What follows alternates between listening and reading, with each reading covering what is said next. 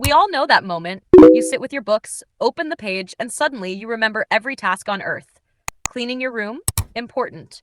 Rearranging pencils? Urgent. Staring at the wall?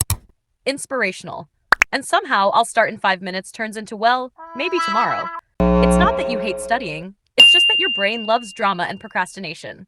But don't worry, there's a way to study even when your inner sloth is in full control. And yes, we're going to do it without crying. Mostly. 1. When you don't feel like studying, aka, my brain is on strike. Sometimes you sit with your books, stare at the first page, and your brain says, nope, not today. The funny part? We keep waiting for motivation like it's a pizza delivery. But motivation usually shows up after you start, not before. So instead of trying to feel super inspired, just tell yourself, okay, brain, calm down. We're doing 5 minutes, that's it. It's like tricking a toddler. Simple, but it works. Part 2. The 5-5-5 trick. Tiny effort, big win. When studying feels impossible, do this. 5 minutes to clean your messy desk because somehow that water bottle from last week is still there. 5 minutes to set a tiny goal, and 5 minutes to actually study.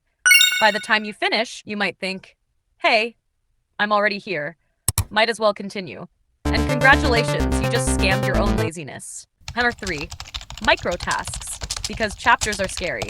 Saying, I'll study the whole chapter feels like climbing Mount Everest with flip-flops. Instead, break it into mini tasks. Read one paragraph, write 3 points, do 2 questions. Small tasks feel harmless, like baby homework. And when you finish them, you feel like a genius. 4. Bye-bye distractions, especially that phone. Your phone is like that toxic friend who keeps calling you back. So put it in another room or set a timer and go D&D. Because let's be honest, one notification and suddenly you're watching a cat dancing to Bollywood songs for 45 minutes. Number 5. Study buddy magic. Find someone else who's studying, even silently. Humans are weird. If we see someone working, we suddenly feel like working too. It's like competition, but in a cute, non-violent way. Plus, you can laugh together about how much you both don't want to study. Number 6. Change the scene. If you study on your bed, you'll be asleep in 7 minutes. Scientifically proven by, well, you. So move to a table, balcony, library, anywhere that doesn't whisper nap time. A new place somehow gives new energy, like you just upgraded your brain software. 7. Rewards, because we deserve nice things. Finish a small goal, reward yourself. 10 minutes of music, snacks, memes, whatever makes your soul happy. Your brain loves rewards. It's basically a puppy. Train it. 8.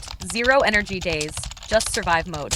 On days when your brain feels like a potato, don't force hardcore studying. Watch a short video, listen to notes, revise flashcards, light, easy stuff.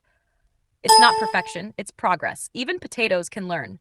Final rule, you don't need the mood, just the start. You don't have to be motivated, excited, or in your study era. You just need that tiny first step.